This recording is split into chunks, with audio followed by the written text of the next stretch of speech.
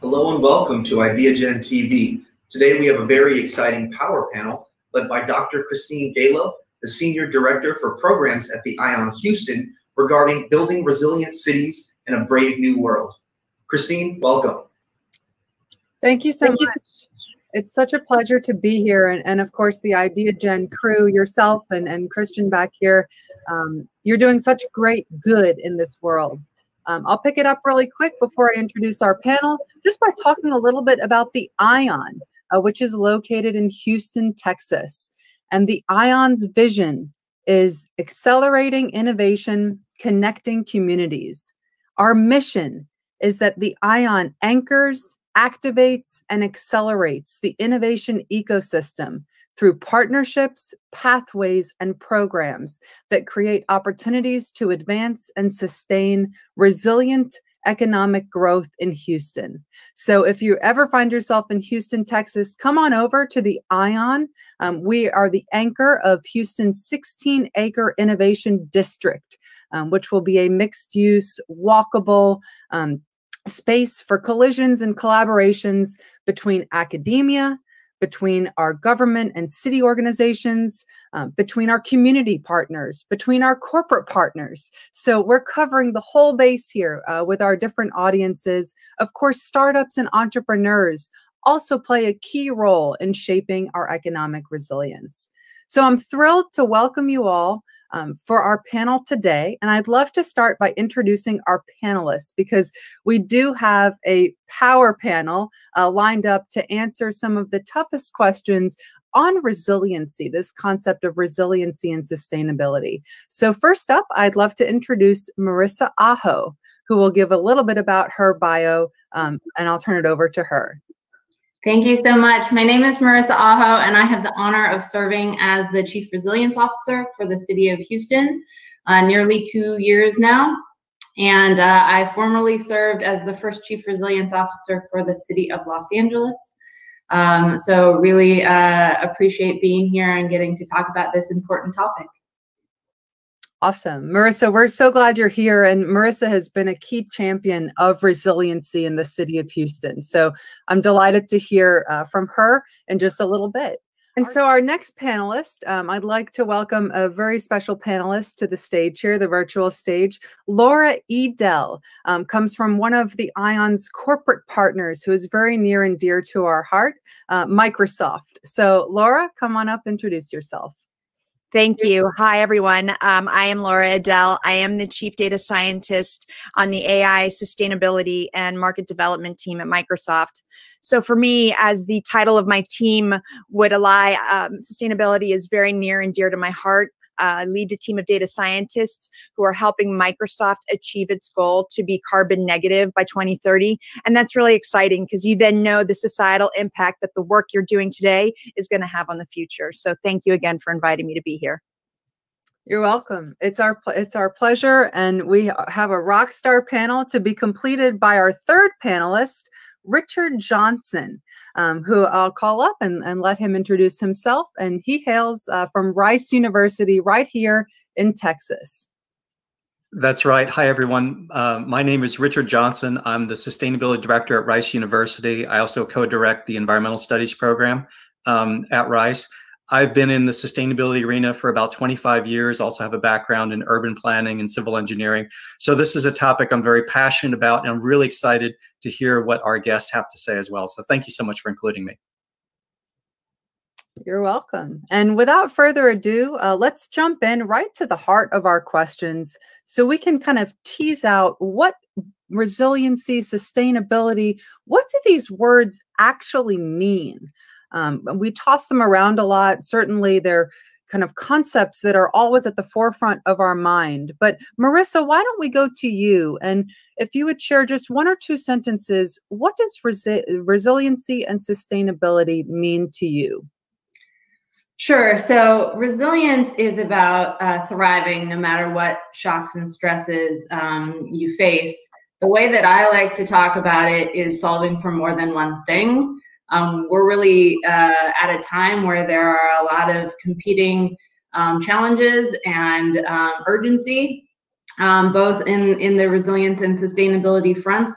In Houston, the resilience strategy that we released last year is really focused on the intersection of climate, equity, health, the built environment, and the economy, and trying to address all of the opportunities and challenges in those 5 areas at the same time, and solving for, like I said, more than one thing. I love that definition because that teases out the systems thinking nature of resilience. You can't just attack one variable in isolation, because in doing so, you're going to offset or disrupt something else. And so, Richard, I'd love if you want to add comments to that. Anything from the sustainability side that might help us understand resilience. Sure. At its core, I see sustainability as being a 2-part test.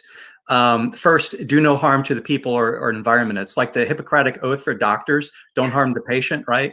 And then second is ensure the success of current and future generations. So this reflects our responsibilities to one another and to those yet to come. And so, I mean, metaphorically speaking, which would we prefer, apocalypse or Garden of Eden, to express it, rather dramatically? And, if we paraphrase the great Joni Mitchell song, Woodstock, we are stardust, billion-year-old carbon caught in a devil's bargain, and we've got to get ourselves back to the garden. So I choose the garden. But then, as Marissa said, resilience is our ability to withstand and bounce back from these external shocks, which the pandemic is certainly one of them.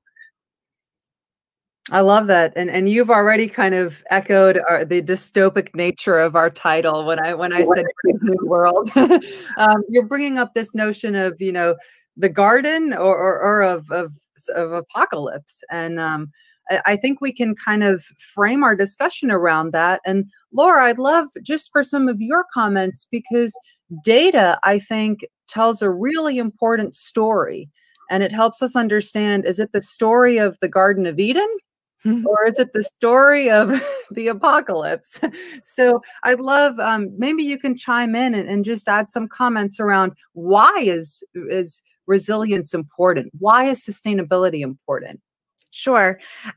Just to add on quickly to the previous comments, I look at sustainability and resilience as, this intersecting system, but with different starting points. And so whereas sustainability really starts with, a functioning system, and then looks at, how long that system can operate without wearing down, taking into consideration, how a system's component functions can be improved and run continuously on its own. Resilience, starts with that, apocalypse or near-term disaster, and then looks to see how we can clean it up afterward. And then it considers how to prevent and minimize it in future. But, sometimes there are the negative effects, and the end result may not be sustainable at the end of the day. And that's where data, I think, really contributes and helps this story, is because by having that data to bolster up the different areas of sustainability and the impacts that changes to that sustainable ecosystem have, then you can start to see the overlay with, as we plan out resiliency in our disaster planning or our end of world apocalypse, we can then use that data to better minimize and mitigate those negative effects afterwards. I love that. And it's almost that 2-prong approach. How do we create that system that sustains itself? And how do we backwards plan, from apocalypse, right, so to speak, so that we avoid that. So right. I love that approach to our conversation here.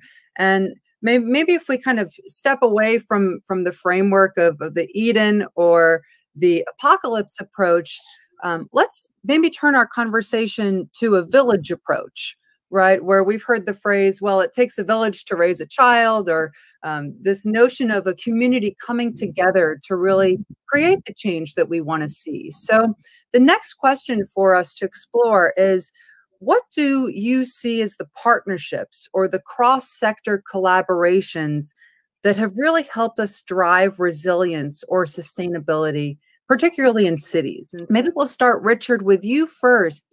If you could maybe comment on some of the partnerships or cross-sector collaborations that you've seen that have helped drive this notion of resilience forward. Sure. And I'd like to maybe introduce a little vocabulary word here that I'll use a few times, because I think it's important to frame our thinking. You know, futurists refer to low probability, high impact events as being that unfold very quickly as being wildcard events. And the less sustainable that we are, the more we're going to encounter these wildcard events. So, of course, I'm rooted in the world of universities, which are hotbeds of urban resilience expertise, and they've played really important roles in responding to all kinds of resilience wildcard events. And you know, just related to COVID, for example. You know, there have been, for just to kind of get into one specific example, I've seen researchers from many universities partnering with cities on sampling sewage at wastewater treatment plants to monitor the spread of COVID, and from these results, advising local governments when to expect spikes in positive tests and hospitalizations. This is kind of an early indicator. And I know that faculty from Rice are working on this with the city of Houston. I've seen similar stories from Arizona State University and University of Arizona. In fact, at University of Arizona, they have a faculty team that has been sampling at the building level at dormitories on campus every morning. And they're using that sampling method to advise the university on how to better deploy its labor and testing capabilities on campus each day. And with just this one example, you can hopefully see the town-gown partnership on testing sewage for COVID could be just the beginning of a new era in urban public health. You know, sewage epidemiology will become an important tool in tracking the health of a population and marshaling medical resources to respond to outbreaks quickly. And of course, here in Houston, we've seen all kinds of university and municipal and other kinds of partnerships related to the wildcard event of Hurricane Harvey. You know, we have in the university world these excellent scaffolds that make these partnerships easier between academia and cities, you know, through centers and through institutes. The Kinder Institute at Rice and the Speed Center at Rice in particular. Kinder Institute just a year ago released a huge report on strengthening neighborhood resilience in Houston, and it was funded in large part by Chevron. The Speed Center has completed over a dozen projects and reports related to post-Harvey flood resilience, and they've worked with all kinds of partners around our region. And you know, Rice is not unusual in that we have a strategic goal to engage with our city on the challenges and opportunities of the 21st century. Other universities have similar goals, you know, turning their attention to being leaders and solving local sustainability and resiliency challenges. And as I was listening to your response, I kind of heard a key theme coming up, which is that theme of how can we maybe look at a problem in a different way, or maybe take something that is traditionally kept in silo A and something that is kept in silo B, and how do we bring them together? For example, sewage epidemiology. One of the startups in our ION Smart and Resilient Cities Accelerator, Waterlens, pivoted its business pretty quickly to include COVID-19 testing in its rapid water test. And so they were able to secure a pilot with the city of Houston to be able to provide that early kind of more proactive rather than reactive way of trying to understand how these wildcard or black swan events, how do we prepare for them before they happen? So I'd love to turn it over to Marissa, because I know you probably have a wealth of information to say about this subject. So let's hear from you. Thank you. Yes, I could do, as you know, I could do nothing without partnerships, and feel sometimes like my role is of matchmaker, folks who have solutions and folks who have challenges, and just knowing how to match them up. We work with everyone in the private sector, the public sector, the academic sector, you name it. I'm here for a partnership. I did want to highlight two specific ones.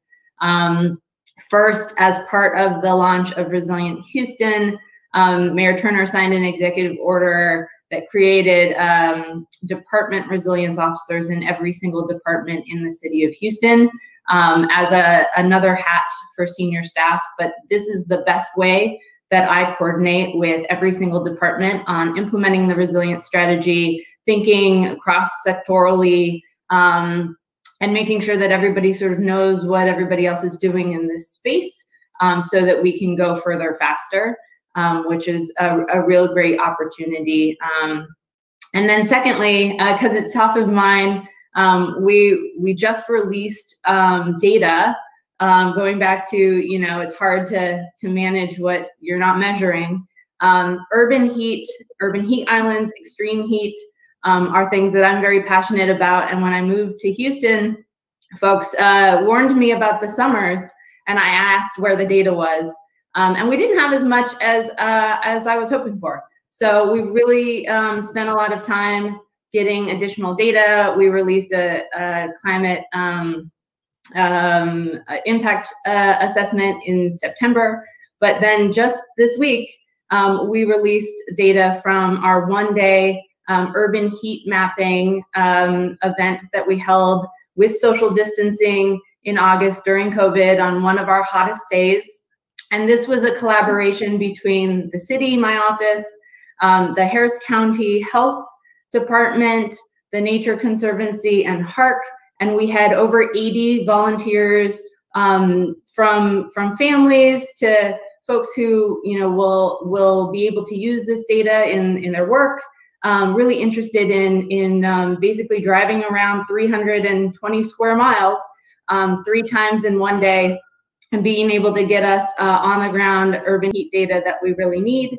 So now that is available at H3AT, the Houston Harris Heat Action Team website. And that's a real example of a collaboration. We worked all year to make this successful and to get this data available. And now that it's available, it's going to spark, hopefully hundreds of more collaborations of folks who can use the data to advance their work and work with us to address serious issues around extreme heat and urban heat in our region.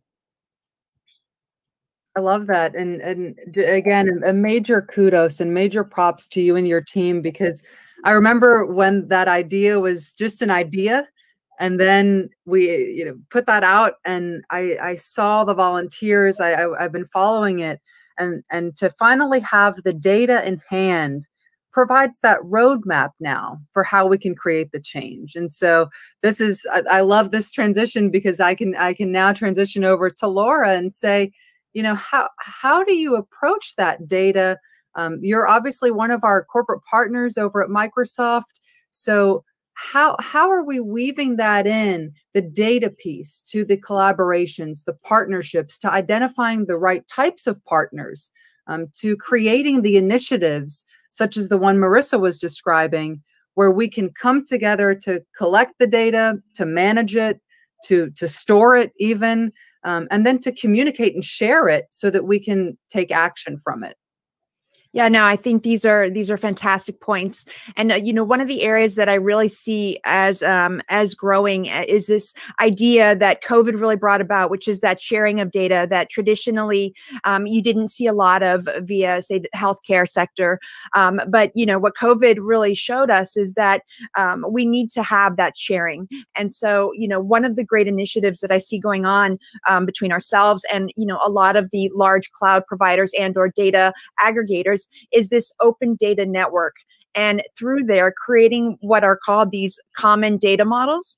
And those are then industry verticalized. So if you can imagine, when you think about the manufacturing sector and all of the challenges we had with PPE shortages, how do you then match up those folks who have the shortages on the healthcare side with maybe additive manufacturers who can print off, via 3D printing and help supply, but on a very small scale. And so it's little nuggets like that then became elevated through the use of this common data model, whereby everybody sharing their data together, we were able to bubble up and see oh, there is this matchmaking that we can occur to bring together partners and bring together, these two different industries and then fill a short-term need. And that was very exciting to see. So from my perspective, data is a currency. It is like data is gold.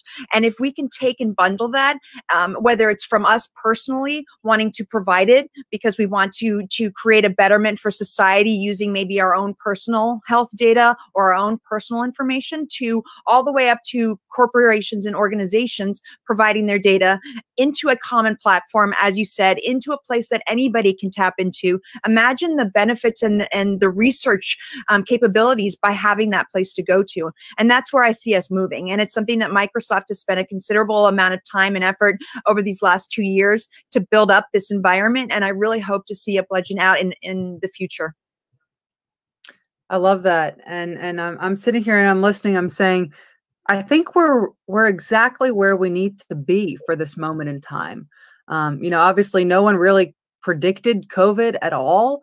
But I think is a lot of what I'm hearing is that it's brought us together to rethink how we live in cities, how we work in cities. What does a city mean? What does resilience mean? What does sustainability mean? And so the kind of final question for our panelists here is, let's look ahead to the future here. So I know we're all aspiring for that Garden of Eden, but how do we actually build a city of the future so that the city is not just different, but better, more resilient, more sustainable, more inclusive? How do we do that? And so, Richard, I'll turn it over to you, because I think from your role, you also kind of see the student side of things very clearly, right? In teaching your courses and in working with students coming up. In fact, I feel very fortunate that I basically get to hear what the current group of 18 to 22-year-olds are thinking every single day. It's a real remarkable thing. One of the good news stories from 2020 is the amazing surge in cities and regional national governments and corporations like Microsoft that have committed to become carbon neutral. It far exceeds what I even dared dream could happen at the beginning of 2020. There was a study that you may have seen that was published last September that found in just the first 8 months of 2020, the number of cities that agreed to become carbon neutral had increased by a factor of 8x over 2019. Regional governments by 10x, corporations by 3x, and that was just through August. And the revenues of the companies by that date that had pledged to become carbon neutral accounted for 14% of world GDP. The governments covered 11% of global population. And then following the publication of that study in the final months of 2020, China, Japan, South Korea, Walmart all joined that list. And the EU and the UK announced very aggressive emissions reductions targets by 2030. So it all got very real. It was no longer about environmental protection. It's about human and economic prosperity. And the financial markets are changing rapidly too, in part out of a concern from risk. Lloyd's of London is pulling out of insurance for fossil fuel projects, and quickly, which is stunning. So dare I suggest that we might actually find ourselves in a position in the relatively near future where it will become increasingly harder to get financing to not build our cities more sustainably and resiliently. I mean, what a paradigm shift that would be, and I think it's what we're experiencing. So in the meantime, we see the mega trend, but sustainability and resilience are very place specific. We need to unleash local knowledge and innovation to help guide our way forward. Universities are critical to this. They're not the only players. So I think we need to take a lesson from an important mechanism that primed the pump for so many breakthroughs in technology. And that's the role of prizes and challenges in encouraging breakthrough thinking and widespread participation. So your DARPA challenges were critical in the development of autonomous vehicles and robotics. The X Prize has had all sorts of foci, including there's one right now about converting atmospheric CO2 into usable products. So what would a Houston challenge look like? Or a Miami Prize, or New Orleans, or Phoenix? The results would all differ, but they would unleash the creativity that's going to be required to create more sustainable and resilient cities. I love that, and I'm ready to go. Tell me what challenges we want, and let's create them. But let's hear maybe, Laura, from your perspective. I know Microsoft has already done, is doing, and looking to do even more in this realm. So if we could hear a little bit from you about kind of building those cities of the future. Absolutely. You know, I think this is twofold. You know, one of the great things that I think came out of 2020 through a lot of the tragedy that we felt from a social unrest was really elevating up this idea of, you know, equity and the disequity that we see, especially as we think about the generations of the future. And how do we help in traditionally underserved areas to bring the knowledge, the skilling, and help them, you know, transition even into new careers, or, you know, for those that are early in their career, find their own path in a way that is, you know, economically affordable. And you know, these are resources that we as Microsoft and others can provide, and helping to you know, take those underserved communities and elevate them for the future, so that we don't just have, you know, when I think about women in tech and I think about how passionate I am in that area, or girls in STEM, and really, you know, bringing up that generation of the future. You know, when I look at, you know, the areas in which they've been traditionally underserved, how do they even know where they can, you know, step their foot into, or whether they like it? And so I think what gets me really excited about the idea of the challenges, and I very much agree with you, is this gamification, because it attracts all ages. When you start to take what maybe is a boring content curriculum for somebody who is, you know, coming out of middle and high school, but you gamify it, you make it a challenge, you build that robust knowledge, and through that then comes tremendously affective change. I think in, you know, the city of Charlotte, where I currently am, you know, we had a challenge to help address issues with homelessness, and one of the factors that came as a feature of importance was were children that were aging out of the social, you know, and foster network system.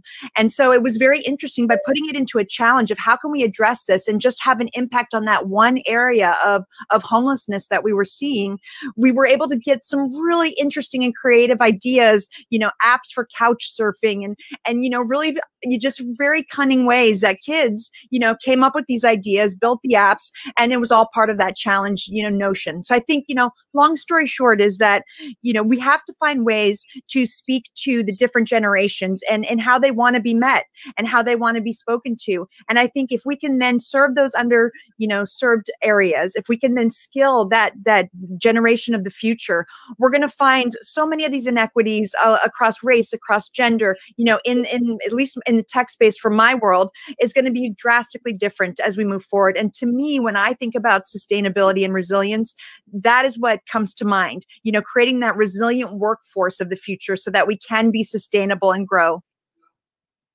I love that answer, because as I'm listening, I'm sitting here and I'm thinking, this is workforce development. This is kind of the overarching primary goal of the ION, is to be the destination for workforce development, where, you know, on one floor you've got an accelerator program, but on another you've got that new skilling classes going on, where no matter where I am in my skill journey, I could learn how to use a computer for the first time, or I could learn how to code an app for the millionth time. I could maybe teach a class on that. And so that's that type of coming together, I think, that is so important. And I know Microsoft has done a leadership role, especially for the ION, not only being our program partner and supporting the Smart and Resilient Cities Accelerator, but also supporting our workforce development programs and being a tenant of the ION. So I do want to thank you for that, because it's these partnerships that this is the reason why we're coming together here. So I'll turn it over to Marissa to have kind of the last word here. Wrap it up for us. You sit at an incredibly high level, and your leadership has shaped resilience for Houston. So I'll turn it over to you. Thanks so much. So I'm going to take us back for a moment in order to best go forward. And that really is in Houston, the resilience strategy that, you know, hundreds of people worked on, and it was a, you know, 12 to 18 month process, depending on which milestones you count from. It was released in February, and COVID was officially a disaster in Houston less than a month later. And we quickly went to work recognizing that the global pandemic was going to exacerbate all of the underlying stresses in the city that we had already identified and prioritized. And so we released a COVID-19 addendum to the strategy in May that showed that 2/3 of what we had already identified and prioritized as our resilience challenges and opportunities directly had a role in our COVID-19 response, recovery, adaptation, institutionalization work. And so that helps to prioritize what is addressing the, food access, as an example, was exacerbated. Health disparities. In Houston, there is a 24-year life expectancy difference, depending on what neighborhood you're from, and that's before COVID.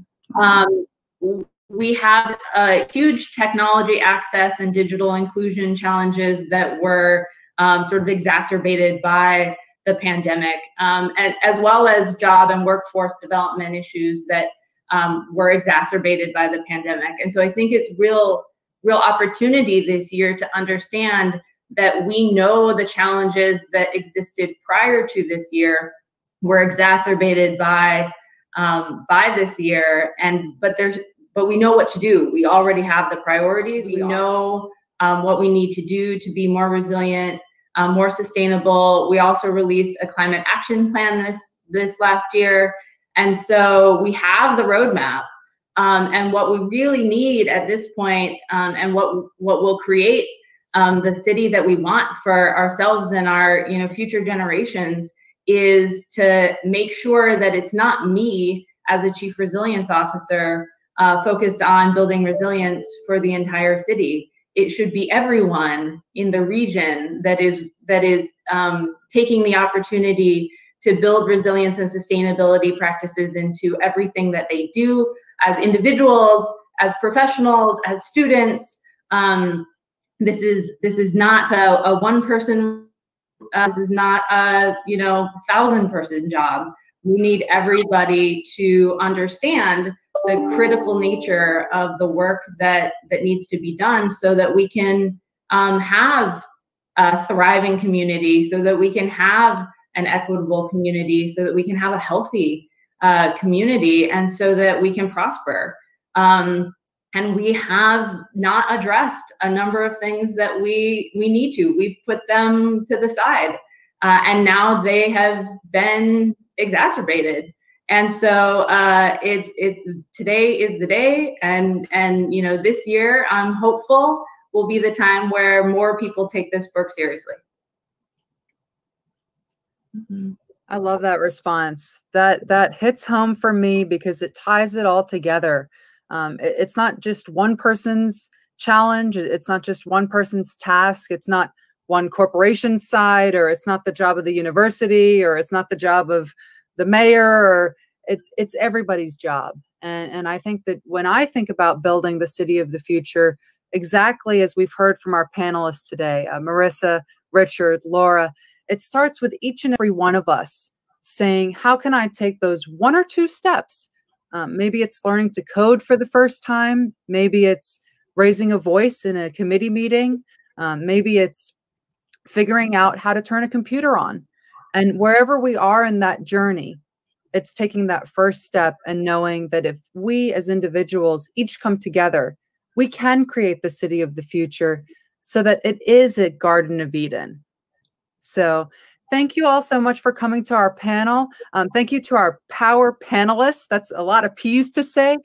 Marissa, Richard, Laura, your insights have been superb. And I really look forward to the next panel we'll do together. Thank you all. Thank you. Thank you. Thank you.